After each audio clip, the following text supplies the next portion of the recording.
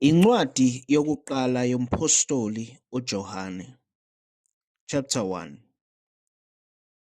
Lokho okwakukhona kwasekuqaleni, esakuzwa sakubona ngamehlo ethu, sakubheka, nezandla zethu zakuphatha, okwezwi lokuphila. Lokho kuphila kwabonakaliswa sakubona, siyaqinisa sinishumayeza lokho kuphila okuphakade okwakukhona kuYise, kwabonakaliswa kithina.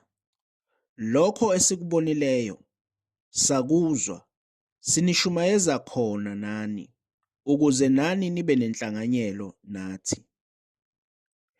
Kepha thina sinenhlanganyelo noYise naneNdodana yakhe uJesu Kristu. Sesiyanilobela lokhu, ukuze intokozo yenu iphelele. Ukuhamba ekukhanyeni. Nanti izwi esalizwa kuye, sinishumayeza lona, lokuthi uNkulunkulu ungukukhanya. Ubumnyama akukho kuye nakanye. Uma sithi sinenhlanganyelo naye, sibe sihamba ebumnyameni, sinamanga, asenzi iqiniso. Kepha uma sihamba ekukhanyeni, njengalokhu yena uqobo esekukhanyeni, khona sinenhlanganyelo omunye nomunye.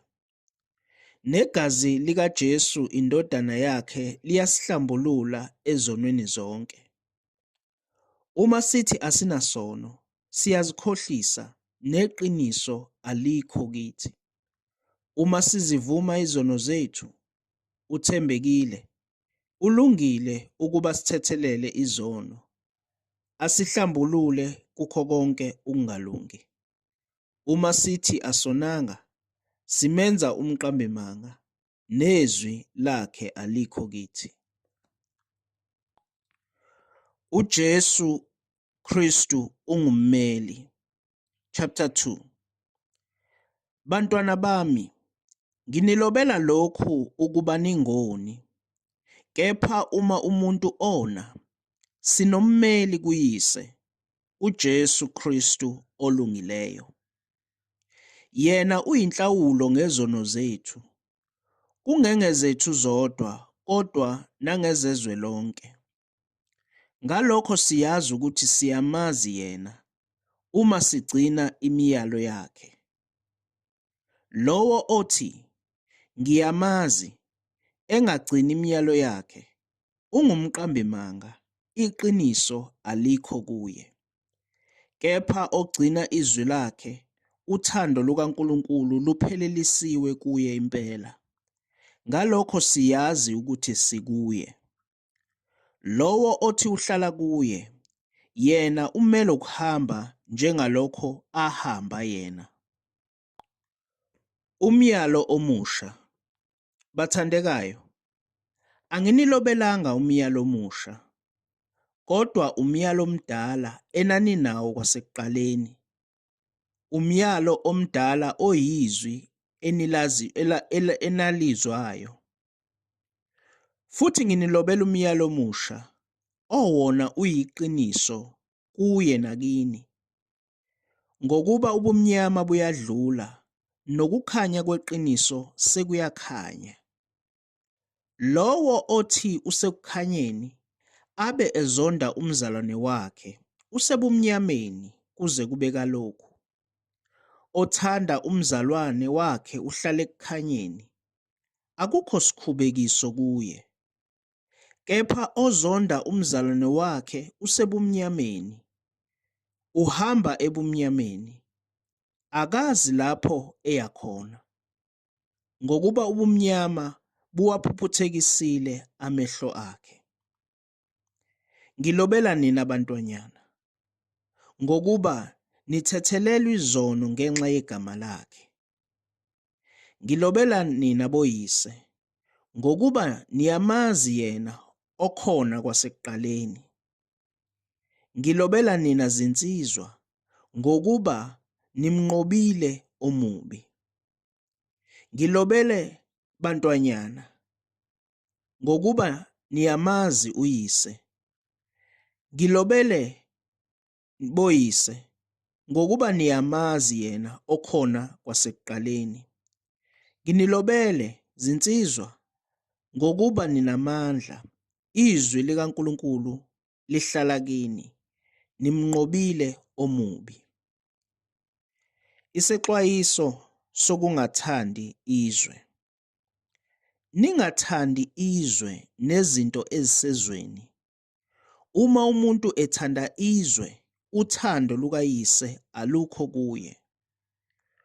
Ngokuba konke okusezweni, inkanuko yenyama, nenkanuko yamehlo, nokuzigabisa ngaloku kuphila, akuveli kuyise kodwa kuvela ezweni. Izwe liyadlula kanye nenkanuko yalo, kepha owenza intando kaNkulunkulu uhlala kuze kube phakade. Ukufika kwabaphikikristu. Bantwanyana, sekuyisikhathi sokugcina. Njengalokho nezwa ukuthi umphikikristu uyeza, nakalokhu sekukhona abaphikikristu abaningi. Ngalokho siyazi ukuthi sekuyisikhathi sokugcina. Baphuma kithi, kodwa babengesibo abakithi. Ngokuba uma bebengabakithi, babeyakuhlala nathi, kodwa baphuma ukuze babonakalise ukuthi bonke abasibo abakithi.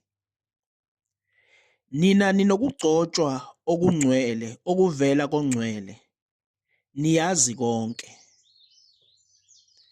Angilobelanga ngokuba ningalazi iqiniso, kodwa ngokuba niyalazi, nakalokhu akukho manga avela eqinisweni. Ngubani ongumqambimanga uma kungesiye ophika ukuthi uJesu unguKristu na? Nguye ongumphikikristu ophika uyise nendodana. Yilowo nalowo ophika indodana akanaye uyise, ovuma indodana unaye uyise. Lokho enakuzwayo kwasekuqaleni makuhlale kinina. Uma kuhlala kini enakuzwayo kwasekuqaleni, nani niyakuhlala kuyo indodana nakuye uyise. Yilesi isithembiso yena athembisa sona, ukuphila okuphakade. Nganilobela lokho ngabo abadukisayo. Nina ukugcotshwa enakwamukela kuye kuhlala kini. Anidingi ukuba nobani anifundise, kodwa lokhu ukugcoba kwakhe okunifundisa khona ngakho konke kuyiqiniso. Akusiwo amanga, nanjengokuba kunifundisile, hlalani kuye.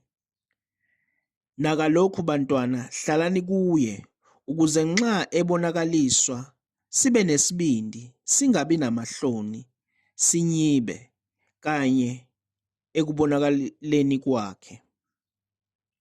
Uma sazi ukuthi ulungile, yazini ukuthi yilowo nalowo owenza ukulunga uzelwe nguye. Uphawu labantwana bakaNkulunkulu. Chapter 3. Bhekani uthando olungaka asinike lona uBaba lokuba sithiwe singabantwana bakaNkulunkulu, futhi siyibo. Ngalokho izwe alisazi ngokuba alimazanga yena. Bathandekayo, manje singabantwana bakaNkulunkulu, kepha akukakabonakali esiyakuba yikho. Siyazi ukuthi nxa ebonakaliswa siyakuba njengaye, ngokuba siyakumbona njengoba enjalo. Bonke abanalo lelo themba kuye bayazihlambulula, njengokuba yena ehlambulukile. Bonke abenza isono bayeqa umthetho, ngokuba isono singukweqa umthetho. Senazi ukuthi yena wabonakaliswa ukuze asuse izono, akukho sono kuye. Lowo ohlala kuye akoni, lowo owonayo akambonanga futhi akamazi.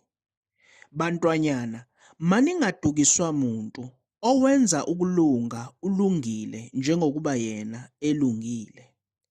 Owenza isono ungokaSathane ngokuba uSathane uyona kwasekuqaleni.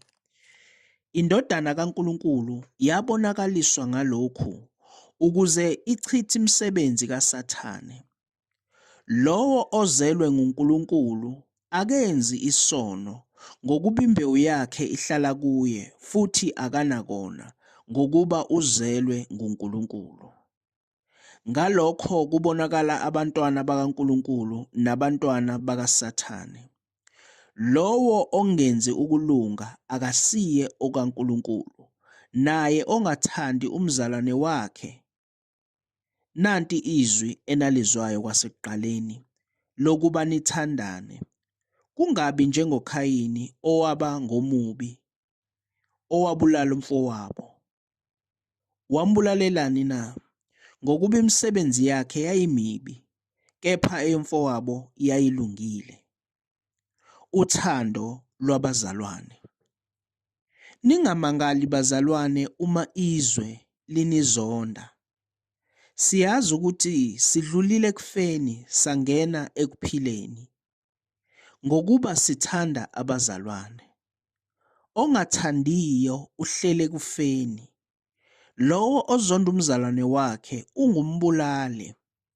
Siyazi ukuthi akukho mbulali onokuphilo okuphakade okuhlezi kuye. Uthando silazi ngalokho ukuthi yena wabeka ukuphila kwakhe ngenxa yethu, nathi sifanele ukubeka ukuphila ngenxa yabazalwane. Kepha yena onemfuyo yezwe ebona umzalwane wakhe eswele, amvalele isihawu, uthando lukaNkulunkulu lungahlala kanjani kuye na? Bantwana, masingathandi ngezwi nangolimi, kodwa ngezenzo nangeqiniso. Ukuba nesibindi phambi kukaNkulunkulu. Ngalokho siyazi ukuthi singabeqiniso. Siyazithulisa izinhliziyo yethu phambi kwakhe. Ngokuthi uma inhliziyo yethu isilahla, uNkulunkulu mkhulu kunenhliziyo yethu, futhi uyazi konke. Bathandekayo, uma inhliziyo ingasilahli, sinesibindi kuNkulunkulu. Nesikucelayo siyakwamukeliswa nguye, ngokuba sigcina imiyalo yakhe. Senza okuthandekayo ebusweni bakhe. Yilo umyalo ukuba sikholwe egameni lendodana yakhe uJesu, sithandane njengokuba asinika umyalo. Ogcina imiyalo yakhe uhlala kuye, naye uqobo uhlala kuye. Siyazi ngalokho ukuthi uhlala kithi, ngaye umoya asinike yena. Hlolani omoya. Chapter 4. Bathandekayo, masingakholwa yibo bonke omoya, kepha hlolani omoya ukuthi bangabaNkulunkulu yini, ngokuba baningi abaprofethi bamanga abaphumele ezweni. Yazini umoya kaNkulunkulu ngalokhu, bonke omoya abavuma ukuthi uJesu Kristu ufikile enyameni bangabakaNkulunkulu. Lowo moya ongavumi uJesu akasiyo okaNkulunkulu. Lowo ungumphikikristu enizwe ngaye ukuthi uyeza, nakalokhu usefikile ezweni. NingabakaNkulunkulu nina bantwanyana, nibahlulile ngokuba lowo kini mkhulu kunaye osezweni. Bona bangabezwe, ngalokho bakhuluma okwezwe, nezwe liyabezwa. Thina singabakaNkulunkulu, omaziyo uNkulunkulu uyasizwa, ongesiyo kaNkulunkulu akasizwa. Ngalokho siyamazi umoya weqiniso nomoya wokuduka, ukuthanda uNkulunkulu nokuthanda abazalwane. Bathandekayo, masithandane ngokuba uthando luvela kuNkulunkulu. Nabo bonke abathandayo bazelwe nguNkulunkulu, bayamazi uNkulunkulu. Ongathandiyo akamazi uNkulunkulu, ngokuba uNkulunkulu uluthando. Uthando lukaNkulunkulu lwabonakaliswa kithi ngalokho ukuthi uNkulunkulu wathumela ezweni indodana yakhe ezelwe yodwa ukuba siphile ngayo. Uthando lukulokhu, kungesikho ukuthi thina samthanda uNkulunkulu, kepha uthi yena wasithanda thina, wathuma indodana yakhe ibe yinhlawulo ngezono zethu. Bathandekayo, uNkulunkulu wasithanda kanjalo, nathi simelwe ukuthandana. uNkulunkulu akaze abone umuntu. Uma sithandana, uNkulunkulu uhlala kithi, nothando lwakhe luphelele kithi. Ngalokho siyazi ukuthi sihlala kuye naye kithi, ngokuba usiphile okukamoya wakhe. Thina simbonile, siyafakaza ukuthi uyise wayithuma indodana ibe ngumsindisi wezwe. Lo ovuma ukuthi uJesu uyindodana kaNkulunkulu, uNkulunkulu uhlala kuye, naye kuNkulunkulu. Thina siyamazi, sikholwa yilo lolo thando uNkulunkulu analo kuthina. uNkulunkulu uluthando, nohlala othandweni uhlala kuNkulunkulu, noNkulunkulu uhlala kuye. Ngalokho uthando luphelelisiwe kithi, ukuze sibe nesibindi ngosuku lokwahlulelwa, ngokuba njengalokhu enjalo yena, sinjalo nathi kulelizwe. Akukho ukwesaba othandweni, kepha uthando olupheleleyo luyaxosha ukwesaba, ngokuba ukwesaba kunesijeziso, nowesabayo akaphelele othandweni. Thina siyathanda ngokuba yena wasithanda kuqala. Uma umuntu esho ukuthi ngiyamthanda uNkulunkulu kepha ezonda umzalwane wakhe, ungumqambimanga, ngokuba ongathandi umzalwane wakhe ambonileyo angemthandi uNkulunkulu angambonanga. Yebo, lo myalo sinawo uvela kuNkulunkulu wokuthi othanda uNkulunkulu makathande nomzalwane wakhe. Ukukholwa namandla akho okunqoba. Chapter 5. Yilowo nalowo okholwa ukuthi uJesu unguKristu uzelwe nguNkulunkulu. Nalowo othanda ozelweyo uthanda naye ozelwe nguye. Ngalokho siyazi ukuthi siyabathanda abantwana bakaNkulunkulu nxa sithanda uNkulunkulu, senza imiyalo yakhe. Ngokuba ukuthanda uNkulunkulu yilokhu, ukuba sigcine imiyalo yakhe, nemiyalo yakhe ayinzima. Ngokuba konke okuzelwe nguNkulunkulu kuyalinqoba izwe. Lokhu kuyinqobo enqobe izwe, ukukholwa kwethu. Ngubani onqoba izwe uma kungesiye okholwa ukuthi uJesu uyinkosi, uyindodana kaNkulunkulu na?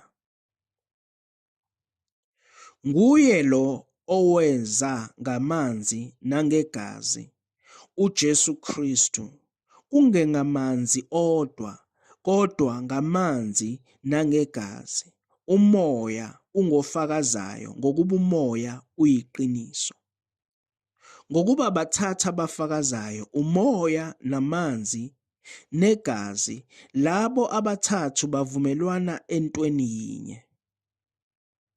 Uma samukela ubufakazi babantu, ubufakazi bukaNkulunkulu bukhulu kunalobo, ngokuba ubufakazi bukaNkulunkulu yilobu abufakazile ngendodana yakhe. Okholwa indodana kaNkulunkulu unobufakazi phakathi kwakhe, ongakholwa nguNkulunkulu umenze umqambimanga, ngokuba engakholwanga ngobufakazi uNkulunkulu abufakazile ngendodana yakhe. Yilobu ubufakazi ukuthi uNkulunkulu usiphile ukuphila okuphakade. Nalokhu kuphila kusendodaneni yakhe.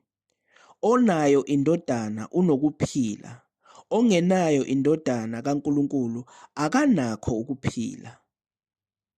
Nginilobele lokho ukuze nazi ukuthi ninokuphila okuphakade nina enikholwa egameni lendodana kaNkulunkulu. Yilesi sibindi esinayo sokuye sokuthi uma sicela utho ngokwentando yakhe uyasizwa. Uma sazi ukuthi uyasizwa noma sicelani, siyazi ukuthi sinakho esikucelayo esikucele kuye. Uma umuntu ebona umzalwane wakhe ona ngesono esingesiso sokufa, makacele, uyakumnika ukuphila. Ekunika labo abenza isono esingesiso sokufa. Sikhona isono sokufa, angisho ukuba kucelwe ngaso ngaleso. Konke ukungalungi kuyisono. Kukhona isono esingesiso esokufa. Siyazi ukuthi lo nalo ozelwe nguNkulunkulu akoni, ngokuba ozelwe nguNkulunkulu uyazigcina, nomubi akamthinti. Siyazi ukuthi singaba kaNkulunkulu nokuthi izwe lonke limi ebubini, kepha sazi ukuthi indodana kaNkulunkulu isifikile, yasinika ingqondo ukuze simazi oweqiniso. Sikuye oweqiniso, kuyo indodana yakhe uJesu Kristu. Yena unguNkulunkulu oqinisileyo nokuphila okuphakade. Bantwana, zilindeni ezithombeni.